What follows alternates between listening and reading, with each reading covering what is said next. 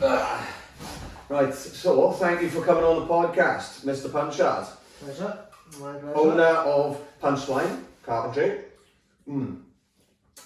So we've known each other for like a year now, isn't it? So ideas and beers. Seems like a lifetime. It does seem like a lifetime. Yeah, it does. We started off, so for the people listening and the people watching, we are in Punchline HQ in Swansea. So do you want to just tell people a little bit about yourself and, well, how we met first of all, and then obviously we'll get your story then, the juicy details. Yeah, sure. I think we first met on a night out with Flicker Light. Did we? Yeah, we did. Actually. We did. I think we kind of knew of each other, and then at the end of the night, after 3 beers, we just clicked and started talking. And then I think Jordan Thomas. JT. Shout out JT. I think he lives on the corner from me.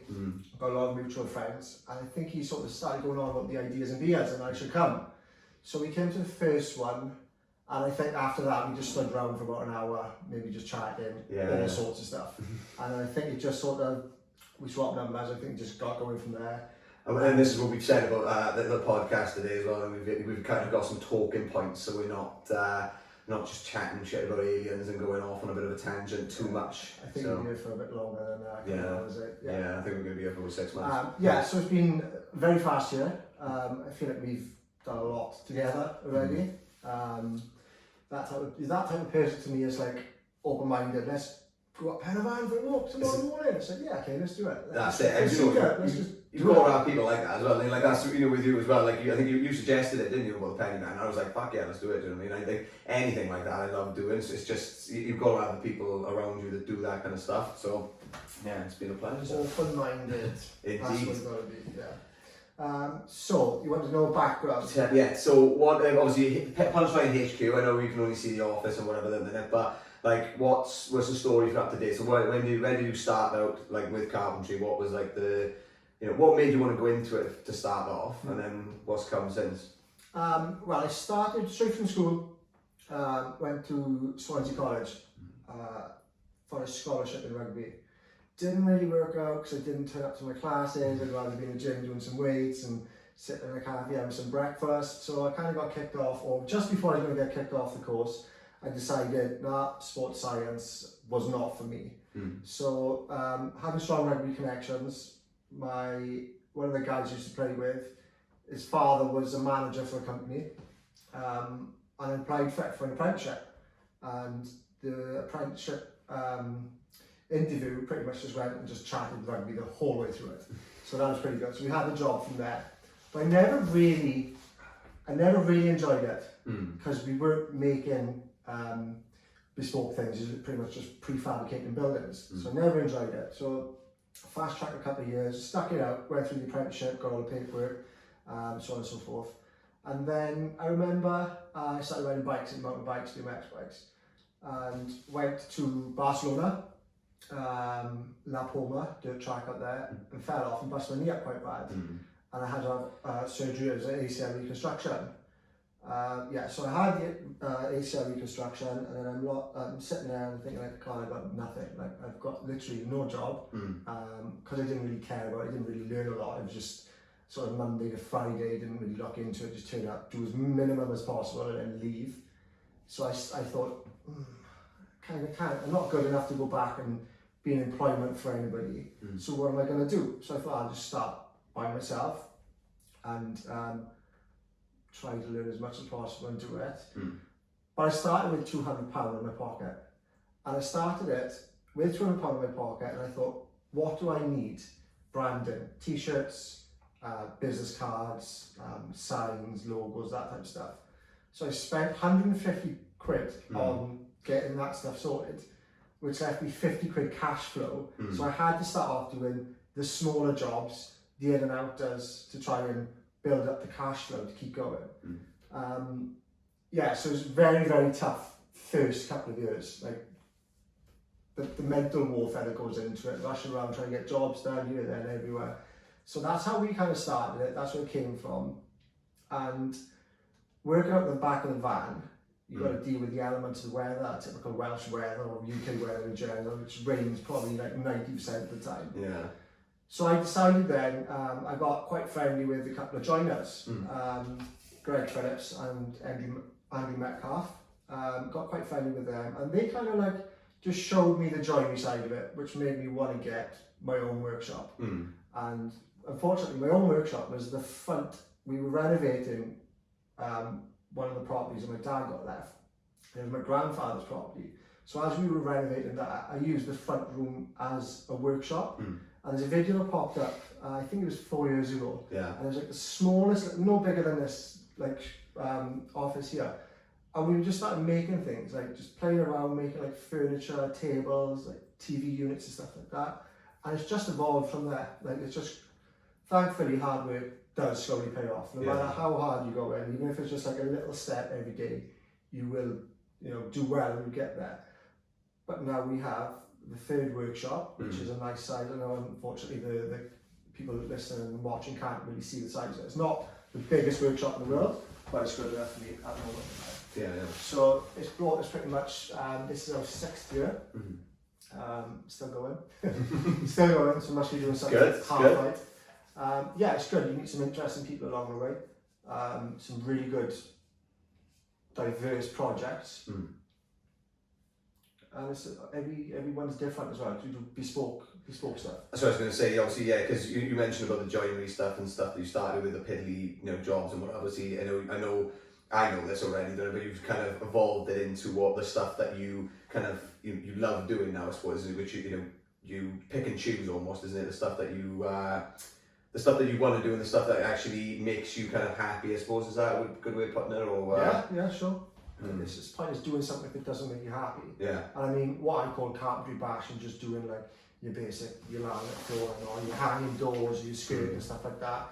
It wasn't really giving me anything. It wasn't really testing me and just going to work every day. Just going through the phases. I think as soon as you start being more creative and using your sort of artistic approach, that's when I started enjoying it more. And I thought that's the route that I want to go down.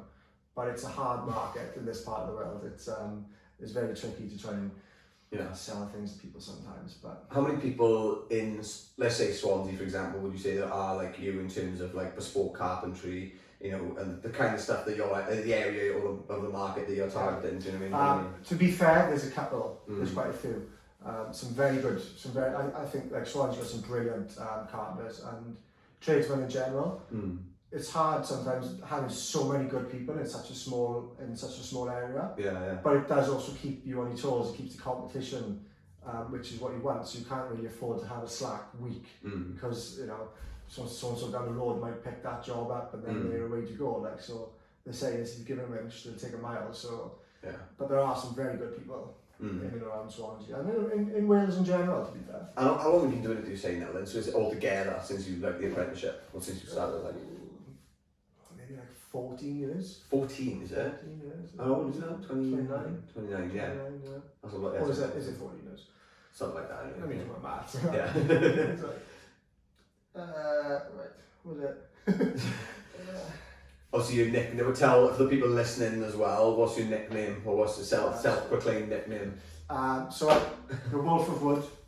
So started off as a bit of a joke, just by sort of distance myself, going for a bit of a tough time, distance myself from people, wanting to be on my own. And then I sort of like wolves can either be a lone creature or part of the pack, so they can work in both ways. But I just find them quite a mysterious creature as well. And not only that, they live in the woods, which is great. I just kind of stuck. It's a bit of a laugh really, but it's kind of stuck. It's fit in though, isn't it? Do you know what I mean? I get people going, oh my god, it's the Wolf of Wood. I'm like, oh god, yeah, it's pretty cool though. No, I like it. I think it's really, really good. And and the name of the company as well. Obviously, like when you want to tell people where that came from, I'm guessing. So my last name's Punchard. Yeah. Pretty much, I don't even remember. I think it was like the second name that I thought of. Right. So I thought of it in my head, and I wanted something that was different because it's all about the branding reasons for it.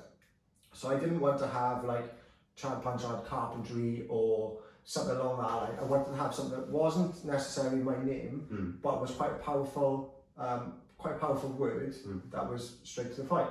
So then I started writing some things down, and like I said, probably the second one, write it down just as a word, generally. And I thought, okay, that sounds pretty good. But then I started saying it out loud and looking in the mirror and thinking, Punchline. That's got a bit of a, it just stuck, and it was like one word, bang, job done. So I started writing different fonts.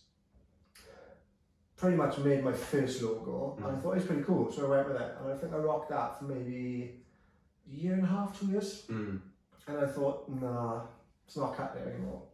So I called a good friend, Hassan Kamil, to do me a logo, and he came up with a new one, and I loved it. So he said, be creative, do your thing. And to be fair, he delivered. Smashed it, mate. And this is the one you've got now then, is it? This is what we got now, yeah. Maybe we'll, for the people watching, let me get there's one here. Is that the one? Yeah, That's one up. pretty much just a test that was burnt. Yeah, I don't know if you can see that. Obviously, for the guys listening, not watching, I'm sorry, but you can have a look on Instagram. Yeah, it's cool. And like you said, it's straight. It is literally straight to the point, isn't it? Do you know what I mean? It's one word. Do you know what? When it coming up with names, is one of the hardest things sometimes in business. So to hit it, you know, in the second one, I think you know when you hit one, and it's like, yeah, this is the one. Yeah. But people struggle with it so much. So one of the things I always give as advice for picking a name is, you know, getting a bit of paper. You probably did this yourself. Getting a bit of paper and just writing down all the words that are coming to your head. So I call it like word association. So if I'm in a room like this now, you know, if I'm like with one of the companies I set up Better Gentlemen, it's clothes for men, you know, and we're doing it in Carmarthen. So I thought, well, those are the kind of the factors that, you know, so you know, there's words that go into that then. So, you know, you've got clothing, you've got garments, you've got men, man, whatever, all those sorts of things. But I just got a bit of paper and just started writing down every word that was coming to my head. So all of the stuff in this room would be like light, calendar, wall, wood. Even if it's completely irrelevant, it's like, you know, your eyes are seeing things. They're picking it. You're turning that into what you call it. You know, what you would call it. So it's interpreting it as, you know, like a certain thing. There's a fly on the drink, interpreting whatever you see into an actual word. But once you've written that down, it's almost like it's out to your brain then. So you're getting your creative juices flowing, and you know, and you're like, I just find that, you know, once you've put like about 30-40 words on a page about all of these, like ones which you know are not going to be it, and then ones which are a bit so closely associated, you can start to marry them up and stuff. And that's why I found there's always a really good way of coming up with a name. But it does help if you've got a few of you bouncing ideas back. I suppose I'm guessing you did yours pretty much by yourself then, did you? Yeah, I've done a lot of it by myself. I think it's very important to ask people that generally don't know about your craft, your trade, your line of work, because sometimes we tend to think we know exactly what we're looking for, but then people that might not be that well educated on that subject might not have a clue. So I done a poll like, what animal would you associate with carpentry or wood? Yeah. So we get stuff like owls, wolves, foxes, woodlice, stuff like that. Yeah. Where I was thinking more, the first thing that people would probably think of is maybe a bear or like a beaver or something, like, you know. So it's interesting to see what the general public think. So it's definitely worth doing a poll. And find out that way. It's part of your market research, isn't it? Like, I think it's, you know, market research is one of the hardest things about setting up a business, as well as the name, and, you know, and I think it's, you know, people don't do enough of it sometimes. Do you know what I mean? I think people will, when they go into a business, especially if you, like, you know, with yourself now, you kind of, you know the trade, the skill, you know what you're doing in terms of the job. So like market research for you would have probably been like, you already know certain bits and bobs, but it's still important to go out there and to, like you said there, do a poll on name and to see what the associations are, and, you know, and things like that, because essentially they are your customers, do you know what I mean? The people who are there, and their perception of things is important, do you know what I mean? So if you can, like you said, because people are thinking owls are closely associated with wood, for example, and you put owls within your branding, sometimes that can have like a, you know, a positive impact, isn't it? Do you know what I mean? I don't know, but yeah, market research is incredibly important with whatever business you're going into. Like, I definitely didn't do enough of it with some of my businesses, so that's what I did.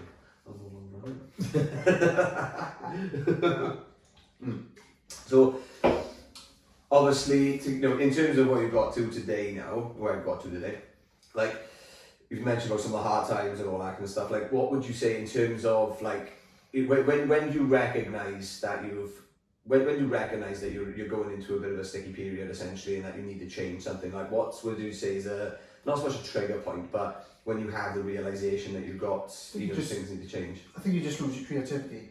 Yeah. You just get slower. Things that normally come to you bang like a flash, it's just not there.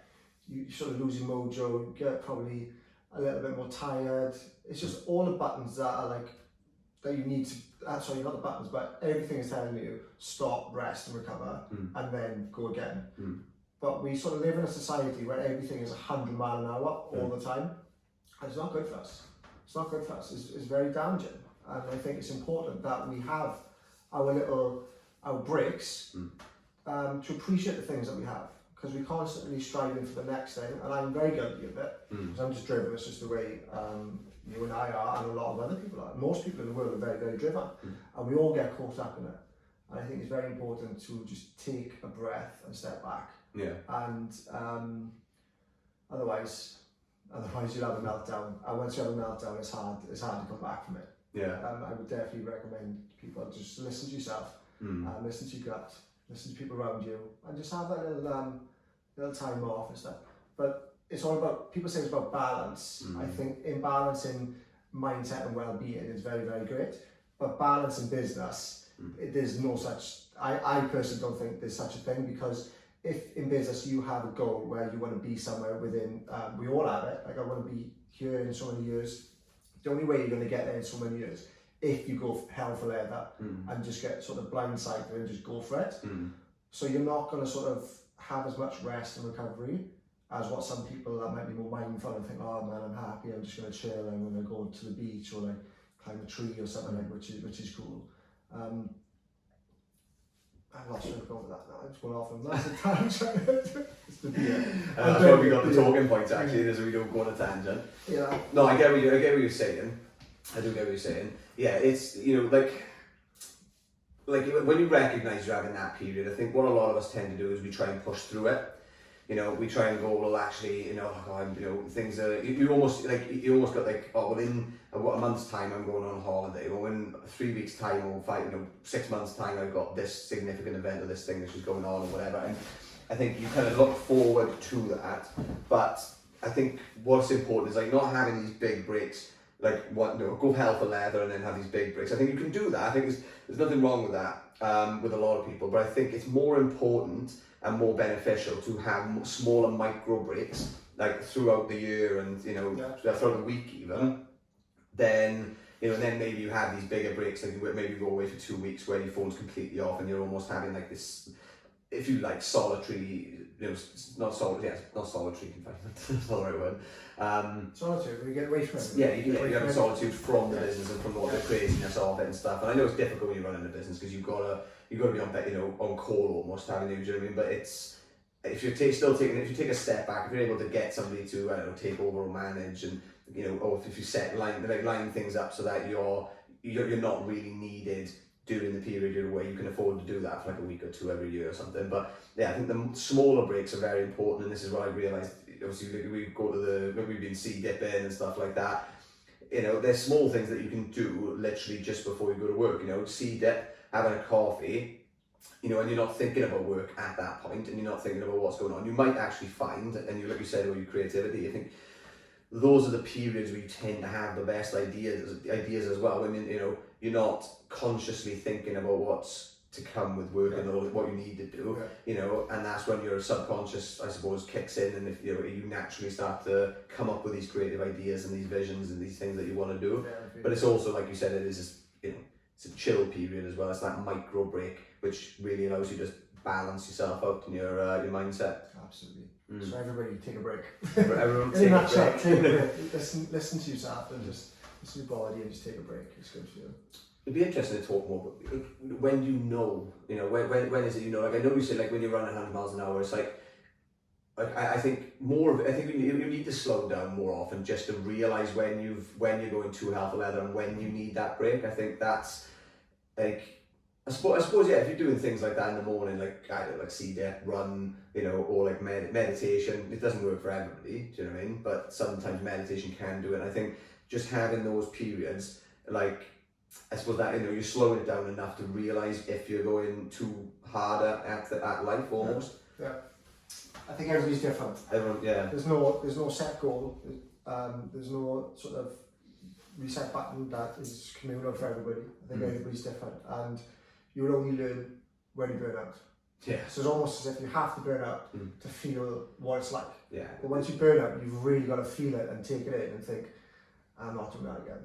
Yeah. Not doing it again. I was reading something the other day, I can't remember where I came across this too, but it was saying, you know, when you're going through pain or you're going through like, I don't know, either it's grief or like, you know, somebody's died or whatever, you know, things like that. If you're going through emotions, it's good to really feel them. Yeah. It's really good to feel that emotion and not to like try and block it out, which is a lot of people do. Like you see these people, you know, people who will go straight back to work after they've, you know, a death in the family, for example, because they feel like work's going to take their mind off it, which is good, you know what I mean? I think that is good and a lot of people do need that, but at the same time, going through the cycles of grief is very, very important because it's almost a growth process, isn't it? It makes you who you are now. Yeah, It molds you for who you're supposed to be. 100%, yeah. And like you say, people hide away from it or might go drinking or taking drugs or like a reckless route because they can't deal with it. They, you know, you should. Everybody deals with things differently. Yeah. You should really feel it. Yeah. And you come out on the other side. you learn, it makes you a better person moving forward. And I'd imagine as well, like I'm not a psychologist, so I don't know if this is, you know, it's going to leave mental scarring, you know, whatever happens is going to leave, you know, some sort of a mental scar there. But I'd imagine if you really deal with it and you feel the pain and you go through the cycles of grief and you're crying when you need to, you're having as much time off as you need to and things, and you're going through that cycle and like you said, really feeling it, I think you probably have less repression over it. There's probably less, you know, like the mental scarring is there, but it's not something which you swept under the rug, which is going to really have like a subconscious impact on you later in life. Because I think we've all got stuff like that, you know, if we actually delved into it, there's probably little things like, you know, well, you know, everyone's like formed by different things which happen to the childhood, which we don't even know, you know what I mean? We don't even realise half the time. But I think, like you said, it is important to have those, to take it on board and really feel it. Yeah, it's good to talk as well. Yeah. I've never been a talker, and you'd be surprised how many of us are essentially faking it around people, especially nowadays, because you've got the Instagram life where everything's perfect and this, that, and the other, and everybody's going through something. And as soon as you sort of stand up and be that person, it's like, do you know what? I'm not okay, or something's happened, or are you okay? You're not a bit down.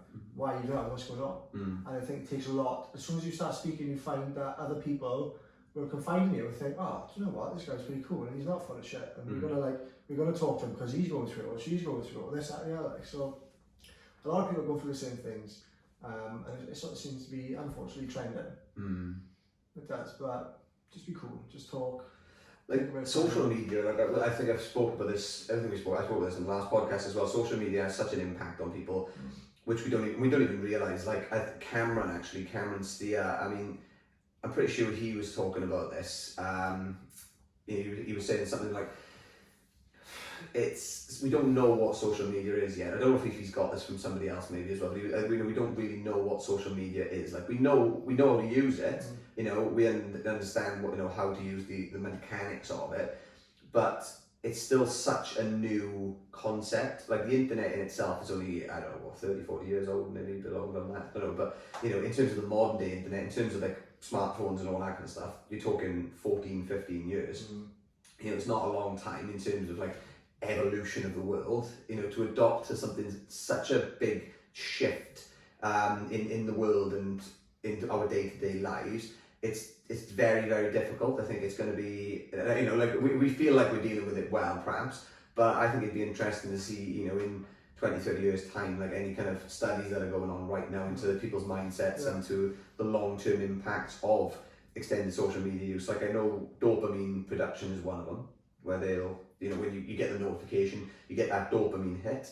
The same as if you were to take drugs or have a drink and stuff, you get that dopamine hit. Oh, no, you know, you get that dopamine rush, that dopamine hit, even if it's in small doses. The same as if you buy something. I think that's when I'm pretty sure you release dopamine. You buy things or when you do stuff like that. But when we get notifications, that's what happens. We're getting these little doses of dopamine all of the time.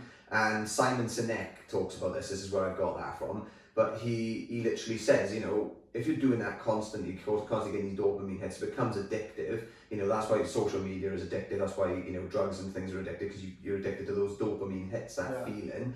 But when you're not getting it, you know, when you're not getting those likes on your photo and you're not getting those notifications of the messages and all that kind of stuff, you actually start to feel depressed. You know, you start to feel a bit down and you're like, oh my god, why isn't like people like my photo? And I think this is where you see a lot of people now will take down the photo if it doesn't get to a certain amount of likes. And I'm guilty of this myself as well. And if I put something up and I'm not getting that many likes, I get the thought. I'm like, you know, and I probably challenge myself on it. I'm like, why are you fucking thinking this now? Like, you know, it's if you just put, if I'm putting something up, like I'm putting it up and I do it with intent now. I'm not just putting something up for the sake of posting it. I'm putting it up because I want to send a message or just showcase whatever it is. You know what I mean? If I'm on a night out, whatever. But I think I'm doing things more consciously now, and I think just recognizing the kind of the psychological effect of what being on your phone does to you. It's important to know that it's all a tool and it's how you use it. Because going back to like the early years, learning how other people do it, so constantly looking like how's this person like doing this sort of job, how's this one doing that one, interacting, seeing how like what tools they've got, what bands they've got, and sometimes you compete against people and you're thinking, well, why has this person got this, that and the other and I'm working just as hard but I haven't got it. Everybody's got different factors, everybody's got different backgrounds and different circumstances. So the only thing you can do is focus. It's basic knowledge, just focus on yourself. And this last 9 months maybe, I've really changed in the way I look at it. And I don't really scroll and look what everybody else is doing. I still care, I'm still interested in what other people are doing, but I'm more interested in myself. And I sort of appreciate what I'm doing more. It's not so much, it's not even in an arrogant way at all. It's like, if I let any external factor, if I let that factor think that it's better than me, or I'm putting that energy out to it, then it's damaging myself. So in a way, you've got to kind of like brainwash yourself to think that you are just as good, or if not better than other people. You never say it because it just helps you mentally. I think it's very important to do that, and don't worry about what everybody else is doing, and just worry about yourself. And I found my work is more productive and more creative, and I'm just getting on there. And I feel like within the last 9 months, a completely different person, and the amount of things I've done is way more than what I've probably done in the last 4.5 years. And it's just crazy. Just the mindset, just thinking differently, programming. Like, working on yourself is it's underrated. People feel sometimes, I'd imagine, I don't know, I might be chatting shit here, but I think sometimes people feel guilty for working on themselves. I think they feel like they need to be helping other people. They need or like trying to like serve what their perceived higher purpose is.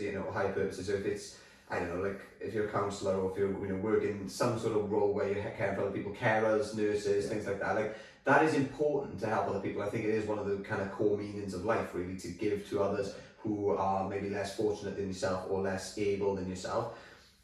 But at the same time, I think, like you said, you've got to focus on yourself to be able to provide to these people in a better way. Like you can't strip away so much of yourself that you've got nothing else to give to other people. And I think that's what a lot of people do. Sometimes they will give and give and give and give away to other people, not give themselves, some time or distance, whatever they need. Absolutely. You have to be the best version of yourself before you can help anybody else. Because if you're alone in a good place and you invest in time in helping a friend or a family member, you're gonna be damaged even more coming out of that.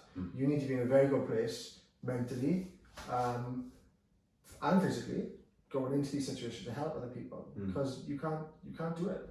I've done it myself. I've tried to help my friends when I haven't been too good, and you come away, you feel even worse. And when you work on yourself and become the better version, helping someone else almost feels more natural. You're not trying to cover anything up just to deal with them, And the same could be said about business as well, right? Because a business is an extension of yourself. Especially if you're with your business now, it's you at the helm of it. If you've got a business where there's a few of you, then slightly different. It's kind of pieces of each of the people who have founded it and run it. But essentially, if it's just like one of you in the business, it is an extension of you. So obviously your thought and creativity has brought it to what it is, to the point it's at right now. But, if you don't work on yourself, you think sometimes when you're working on the business that you are working on yourself, and I don't think that's necessarily true. Like it is benefiting you to work on the business because you might be generating more income and, you know, creating more like of a, you know, a setup for your future and stuff. But I think when you're not taking time for yourself, if you like, whether that's fitness, whether that's, you know, like mindfulness and doing things like that, sea dips, whatever, you know, whatever you think it is, do you know what I mean? That kind of brings you peace and calms you down, and also keeps you fit and healthy and stuff like that, like diet as well. You know, if you're not looking after yourself in those ways, like the business will suffer for it, the same as... I definitely think it's a domino effect. Yeah. You have to be firing on all cylinders to make it worthwhile. You will just lose. You feel like you've lost your mojo. And that Austin Powers film, it's like, I've lost my mojo. I never knew what the hell is mojo. Yeah. But you get to learn what it is. Yeah. And it's just the full package of everything. So it's very, very important to look after yourself. Mojo is quite closely related to like momentum as well, I think, isn't it? Do you know what I mean? Momentum, because it's, you know, it's your energy essentially, but your momentum is key. You know what I mean? I think when you start gaining momentum, like it's good to keep pushing and pushing and pushing, but obviously you need that, you know, you need sustainability within that, because like you can ride the momentum wave for weeks, months, years, where, you know, like, I don't know, you're getting loads of contracts in with work, you know, things are really, you know, going really good, and you get it, you know, you're taking on, you know, your team, and you're building up the people which are in, you know, the amount of people working for you, like, you know, looking for bigger workshops, you know, obviously respective to your business, like, but it's, you know, riding that wave of momentum is great, but like you say, you still need to kind of figure out how you can make it sustainable by taking those little breaks and those little periods to yourself, whether it is a week away or like just time in the mornings and stuff. Yeah. But in terms of motivation, what motivates, like, what would you say, what motivates you to, I say, to get up in the morning, or to keep pushing, like, you know, what's your kind of future plans, what's your goal in terms of where you want to be, and what do you think motivates you to do? So I think motivation definitely comes from clarity. So you need to seek clarity of what you want to do in life. And for a long time, I didn't really know what I wanted. I knew I wanted to do well. I knew I wanted the business to be in a certain place, for myself to be in a certain place, this, that, and the other. But I never really knew what direction or set to go. Like, I want to be here at this time, I want to be there at that time. So the biggest thing was seeking clarity. Once you seek clarity, you get a goal together. You can aim high, start small, and every single day work towards that goal. Within 6 months, you can be 12 months, 6 months of hard work, you can be 12 months further away than what you were 6 months ago. Yeah. I think Elon Musk said something like, aim to do it in 6 years. Yeah. And if you don't do it in 6 years, at least you'd be way better off than what you will be now. Yeah. So I want to, we're not far off getting to go ahead on a project. That's going to be quite interesting. Can't really talk about it too much at the moment. Yeah. But it will be very interesting, comes off, and that is the start of the future for Punchline. So again, it's kind of hard. As excited as I am, I will tell you. Leave it, no, a bit of enigma anyway. I will tell you off the camera, but it's to do with my training, to do with what I'm doing, but kind of just on a bigger scale. And if it does come off, then it's the start, and it's something happy. I'll be able to be as creative or as wild or as funky and designs and builds as I want to be. So that's all I'm going to say. There are big plans, and I'm very, very excited. I'm very excited with the two boys I got with me, Will Graneri and Jordan Mann. Like, they're with me pretty much every single day. I know Will's pulled off on his own now and gone self-employed, but he's with me a lot of the time anyway. So them guys, they just ride the storm. They ride the storm with me. I ask them to work hours. They're there. They don't moan about it. They might not like it, but they never show me. And it is a team, and that's what we're trying to build here. It's not just a team of people, but a family. And I would bend over backwards and take a bullet for people if they would like do the same for me. And I think it's very important to be behind pushing your team forward rather than being in front. Rather than ripping a chain and letting them pull you. It's very important, and everybody has their role, and they know that they've got to pull together and get it done. It's interesting you said about that, actually, because you've got leadership and you've got management, and I think people think when they become a manager that they're instantly a leader, and that's not actually the case. I mean, leadership management you can learn. You know, you can learn how to manage people and to, you know, manage processes and, you know, timelines or like whatever, you know, it is, like, or deadlines and things like that.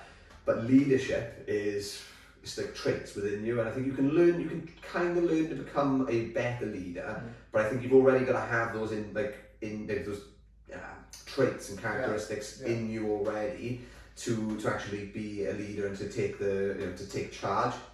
And, you know, like you said there about cracking the whips, I think that's like a lot of the time that is somebody with a manager, you know, somebody who's trying to manage people, but you're not inspiring people. I think if you lead with inspiration, so if people can see the vision that you've got, you know, and they're on board with your vision, you know, that becomes down to your why. We've spoken about this, haven't we? Like Simon Sinek again. The book. Start with why. So people listening and watching, start with why. Simon Sinek. You can also watch his TED Talk. Yeah, I think it's a TED Talks. Literally just type in Simon Sinek. Start with why. You know, and it's literally, you know, like you said there, right? The motivation. Once you've got clarity of vision, that's essentially what your why is, isn't it? Do you know what I mean? It's like not just what you've got planned for the future, but why you exist, what your values are, and then, you know, tailoring all of your goals and your actions and the stuff you do day to day, to align it essentially with your values, because you'll just go, you know, shooting forward realistically. It's a lot more powerful. I've noticed that. The motivation. People get on board with it as well. Then, you know what I mean, like the team and stuff. So like it's easy to. Don't get me wrong. We all have days where it's raining outside. We don't want to get up for work, or we might have had 1 or 2 glasses of red more than what we should have the night before. But in general, as soon as you sort of see clarity, you put a plan together, you write it out, you visualize where you're going to be. You know, work hard every day, work honestly every day, and you will get to where you want to be. 100%. Right, no, you said write a plan and stuff. Let's look for the people listening and watching. What would you advise in terms of, you know, for somebody who's listening now who may have a business already, maybe they've just started, or they're looking at setting up a business. Yeah. What would you say is like a good, I don't know, like a plan or a guideline to follow in terms of like what they can do now? So, like you said, maybe obviously keeping daily lists, maybe like a to-do list every single night or for the next day, or whether it's, you know, like obviously nobody can see this, but you've got the calendar here. You know, you've got different things in the calendar for like COVID. Like, what would you say a good process is that have worked for you? If that makes sense. Connections. Okay. Connections, networking. Always just network like mad. There's always, it's not what you know, it's who you know. And if you get given an opportunity and you don't know how to do it, say yes, take the job on, but tell them I can't be there for 2 weeks, 3 weeks, 6 months, whatever it is. That gives you time to practice and learn and seek advice from other people. Always, to start off with, like, it's still not a massive factor. Obviously you need money in business, and we unfortunately we need money to live. Like pretty much with a tax man, every breath of air you take, you're probably getting taxed with it somewhere. Yeah. But focus on your product. Make sure your product's good, make sure your skill set's good, your knowledge, just really like be your craft, be your trade, wherever you are, be that person, and just wear it everywhere you go and get known for it. And it is an all or nothing. If you want to do well, it is all or nothing. There's no in-betweens, there's no grey areas, it's black or white. You have to go after it. But stay focused. You will get lost in the long run. And if you want to do well, you will hit that patch where you burn out. It will happen to everybody, 100%. But talk to people. Talk to people about it. Everybody goes through the same. Like I've been through it, my friends have been through it. It is what it is. You've got to go through it. Yeah. So focus on the branding. Is massive, because I started the brand, and I actually got the ideas off a car program that we were watching.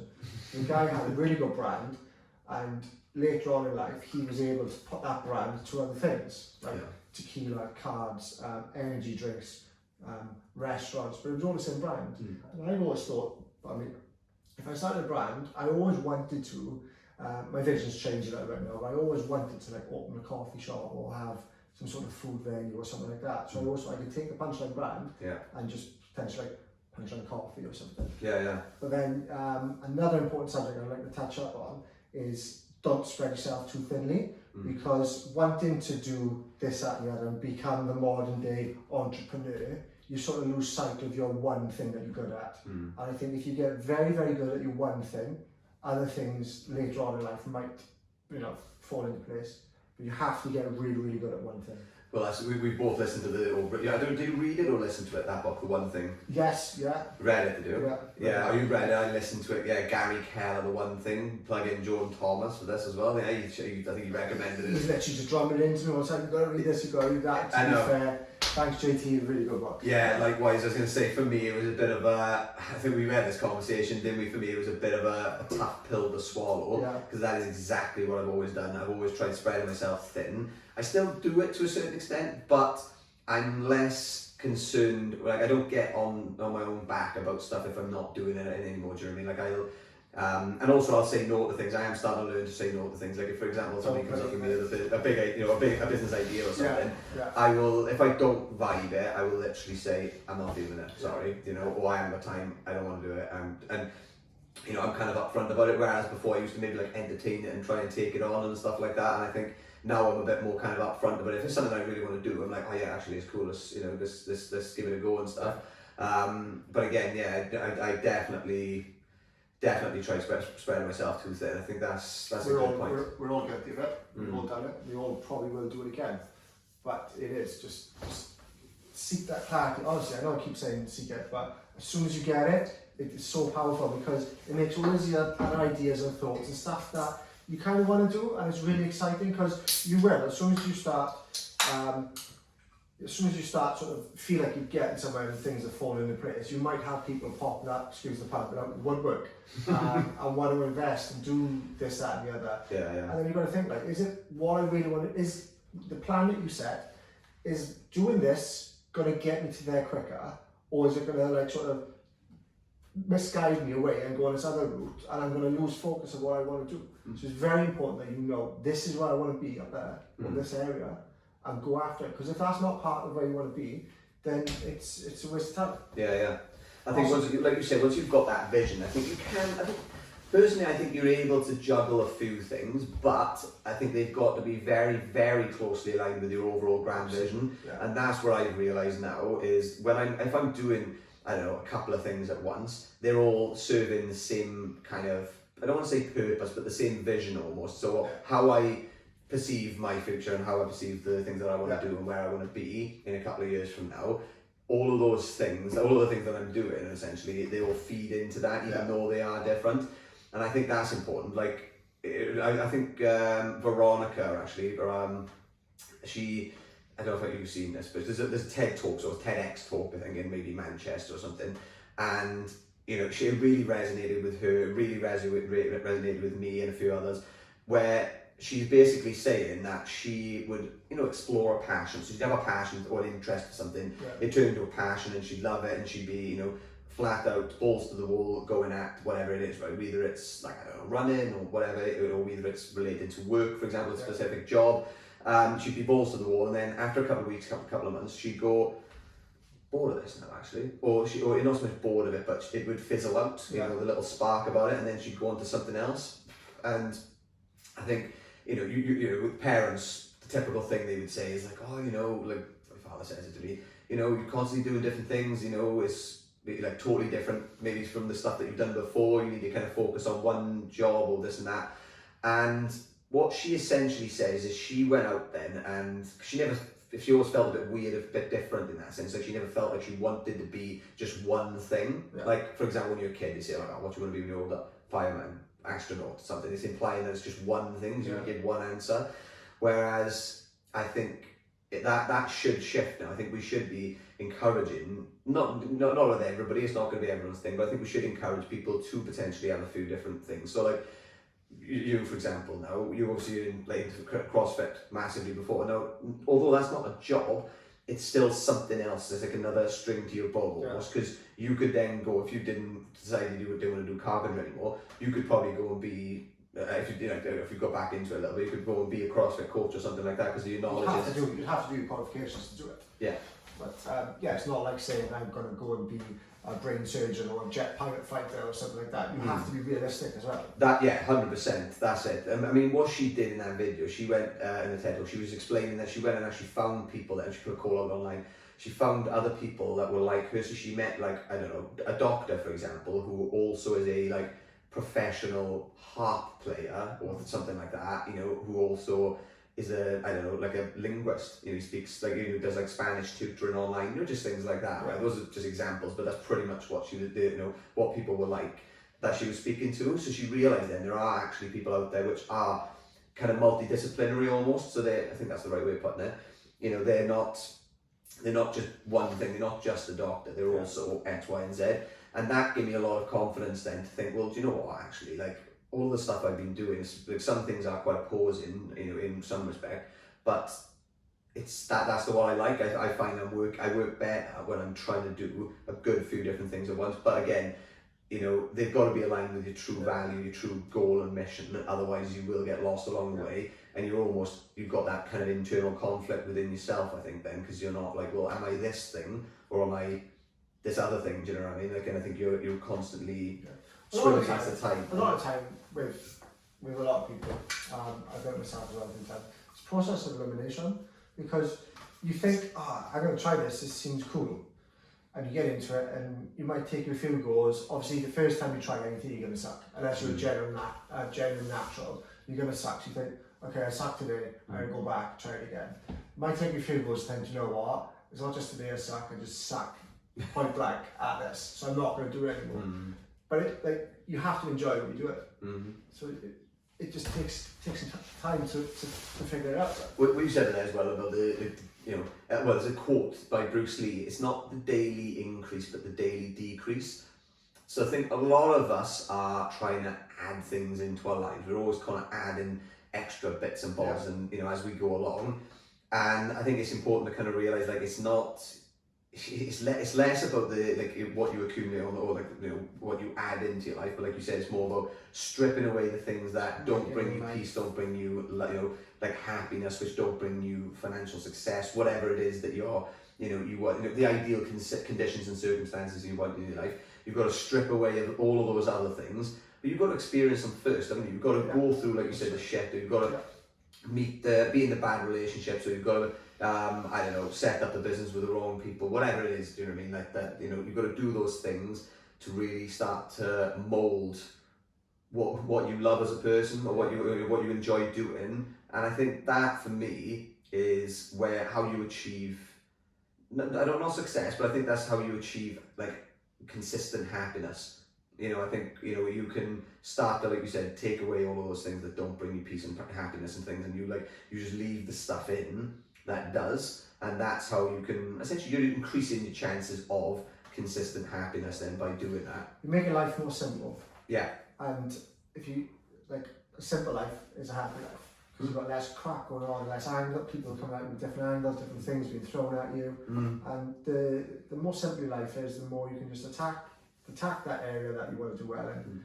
Spend time with your family and friends, and don't get caught up in this sort of crap that's going on that we all tend to get caught up in. Minimalism, same thing again, isn't it? You know, like you say, strip it away. It's making you're essentially creating a simple life for yourself. Like if you've got, I don't know, one white t-shirt, but one type of white t-shirt, you've got fucking 50 of them or something like that. Or if you've got one cup for cups of tea, or one glass, like one aspect of it is you're reducing variety, and I think variety creates that kind of split mindset almost. It's burning, you're burning your thought process, you're burning energy just by having to put all of these mental cycles, or brain cycles essentially, as Elon Musk would put it, into like what you want to wear and what outfit you're going to put on and things like that. Like, I think there's nothing wrong with that, but I think when you do strip it back and you just keep, like, you just have a consistent kind of wardrobe and consistent, like, just strip away everything essentially. So you don't have some wardrobe. Yeah. Spot on. Like, it's and then they say that minimalists are very, very happy. Like, they do, you know, feel a lot happier within themselves because they're stripping away at all of the unessential stuff and all of the excess in their lives, and they're just sticking with the kind of the bare minimum that they feel like they need, and they don't have any other excess. like Elon Musk, I mean, what he's doing now for the people who haven't listened to the latest Joe Rogan podcast, obviously he's selling all his houses. Yeah, he sells houses, his stuff, he's keeping bits and bobs, but essentially, you know, like you said, he was like, I don't need all this extra stuff, and I think, you know, I think he's going down that minimalist route. Just holds him back, possessions hold him back. 100%, yeah, because you're afraid to lose them, or you feel like you need to lose things. I suppose with him, if he's just renting a house, you know, it doesn't need possessions and stuff like that. He doesn't, you know, I don't know, he's just 100 years ahead of all of us, isn't he, in terms of mindset. But and he can also afford to buy anything back 10 times over if he wanted. Exactly, but, yeah. Yeah, he's a special individual, that's for sure. I'd say he's a modern day Leonardo da Vinci. 100%. Yeah, modern day. No, yeah, Nikola Tesla or Da Vinci. I think he's a blend of Thomas Edison and Tesla. I think, you know, because he's got the crazy creativity of Nikola Tesla, but I think it's come at the right time. He's not like, I think Nikola Tesla and the way he thought was ahead of his time, the same as Da Vinci. I think they were way ahead of the technology, you know, and the mindsets of other people at their time. But like with Elon Musk, although he is ahead of us, do you know what I mean, in terms of his mindset, I think the technology is there now. It's actually creeping into the era of the technology where he's able to create these amazing things and bring them into fruition. But like, he's got that craziness, but he's also got the business acumen of, say, for example, like Thomas Edison, which is what Tesla didn't have. You know, I don't know if you know this with Tesla. You know, he was sponsored or employed by one of like the leading guys from like the railway back in the day, like Great Western Railway or whatever it would have been called. That was after he got kicked out, I think, from, you know, Thomas Edison's company, because he created, you know, he was trying to create alternating current, wasn't he? And Thomas Edison wasn't having any of it because he wanted direct current, and his invention. But you know, when he got kicked out, I think that guy from the railway, when he wanted to invest in him, so I think he was paying him, I think it worked out right, it was like 40 grand a year he was paying him. Bear in mind, when was Tesla around? Late 1800s? He would be a millionaire. Yeah, you know, it was unbelievable. 40,000 a year was like a massive amount. But he was also going to pay him, I think it worked out right, well, I can't remember exactly, but it worked out like maybe like a couple of pence per kilowatt of energy sold. I think it maybe worked like 2 pence per kilowatt of energy sold. So if you think about how many kilowatts of energy have been processed right away across the world through alternating currents since that date, he would have been the richest man on the planet by like unbelievable amounts. Just because the issue was he didn't have the business acumen to kind of say to get the contract in place. So he said, right, it was essentially a royalty. He was like, I'm going to pay 40,000 a year, and as a royalty you get 2%, 2 pence per kilowatt or something like that. But then, because the money wasn't coming in, initially as fast as he wanted, he said, oh, actually with the royalties we'll have to, you know, pay him as and when, or we backdate it, you know, just something like that. He kind of fobbed him off. And Nikola Tesla was so focused on the creative aspect of his work, you know, and what he was doing, he didn't care about the money, so he didn't push for it, he didn't get a contract for it and stuff like that, and he never received it, you know, and he actually died a very poor man, from what I understand. You know, and if he'd actually kept his, you know, got a contract, he would have been unbelievably rich, the richest man ever. You know what I mean? It was sad, but like you said, you know, I think Elon Musk he's not like the type of person to get caught up like that. You know, he's got that business acumen, he's got that kind of hard mindset, as well as the creative aspect, which is very rare. Times have changed now with like contracts and solicitors and lawsuits and stuff as well. Like, I don't think they had that type of stuff in place back in those days. No, I think it's definitely changed for the better. It'll be interesting to see everything he creates. So I know I've seen an article, or been sent an article by Lee Davis. He has, I think he's put chips now. He's put Neuralink chips into pigs' brains. Oh, pigs' brains? Yeah. He's put it into pigs' brains. So that's obviously the first stage of trials. Yeah. And I don't know what I think the results have been really, really good. So essentially, you're talking, if he's doing animal trials now, human trials is probably not that far behind. I think, you know, you're talking maybe 2025. Probably happened 10 years ago in China. Yeah. So cool bug, you're strapped up there and you're like, yeah. Let's be honest. 100%. Yeah, he's a very interesting guy. But I don't know. Everybody's interested in their own ways, wasn't they? Everyone's got their little Absolutely. creative spark. You know, you just got to explore it. And I think, like you said, don't get caught up doing whatever it is you're doing work-wise and stuff like that. Don't work yourself into the ground and leave your creativity run dry. I think we all, as we get older, we start to use creativity less and less. When you're a kid, it's great. We're less scared of taking the gambles and stuff. The older we get, we sort of get a little bit set in our ways and a bit too comfortable. Like, I hope I never get too comfortable. I hope I just keep striving for the next thing. I probably will. It's just something that's drummed into me from a young age, just to keep wanting sort of. You never put a video game on and want to play to get to level 1.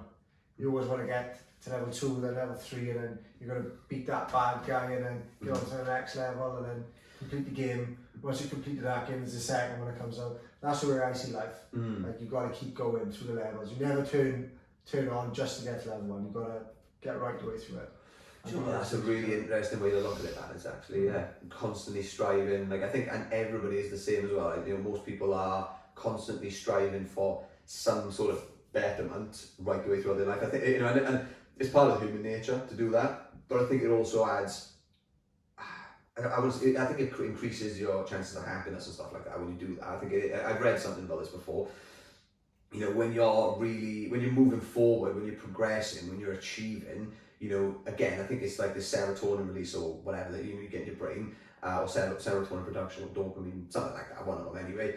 You know, essentially it feels good to be moving forward, and I think it's, you know, it starts to build up that momentum. Then especially when you see the fruits of your labour coming together, it starts to give you that kind of, you know, if you look at it as a fire, you know, a wildfire will start as a small spark and then it keeps spreading in all directions. You know, and as it gets bigger, it picks up more momentum, and I think that's like when you've got clarity of vision and when you've got your goal and you're moving forward in that direction, I think that wildfire, it spreads and it just moves faster and faster and faster. And I think that's the beauty of momentum. If you can really catch momentum, you know, you're laughing. It's a powerful thing. It is indeed. There's a good book on that actually, Compound Effect. You've read that as well, haven't you? No. You haven't read it? No. Compound Effect, good book if you're listening or watching. I think, you know what? John Thomas again. He's the one he recommended me. He's like a librarian. He is like a librarian. Yeah, no, great book though. Actually, it's about finances, but it's also mostly about just momentum. You know, the compound effect in life, not just within finances. You know, once you hit that kind of big mo, as he calls it, big momentum.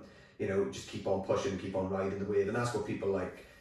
You know, Elon Musk has done with Tesla, you know, Jeff Bezos has done with Amazon. Like, they've hit momentum, they've kept going and kept riding that wave almost. I think it's difficult to do that, but, you know, like you said, capitalise on the situation. That's it. Yeah. Keep going and capitalise on it. Indeed, sir, indeed. I think we've been waffling for a while, haven't we? How long do you reckon that's been? What's that now? We've been waffling for a while. How long do you reckon we've been on here? Hour? In terms of your social media and stuff like that, do you want to, like, the people listening and watching, do you want to plug in anything, any kind of message or anything, you know, on your social media and stuff like that? Yeah, sure. So the business account, Punchline bespoke carpentry, on the Instagram. Unfortunately, Facebook started changing our name, so it's Punchline Custom Interiors on Facebook. Okay. And if you want to follow me personally, it's at the _wolf_wood, the Wolf of Wood. And I'll put all the links in the comment, on Instagram, on, you know, Facebook and stuff like that as well. It'll be on YouTube, Spotify, etc., etc. Is there anything you want to say to people? Like, is there kind of one key message that you want to, you know, spread to somebody, you know, whoever's listening right now? Anything, you know, really. Dream big, work hard, stay focused, and surround yourself with good people. Love that. Absolute pleasure having you, my friend. Thank you very much. Cheers. Cheers, guys.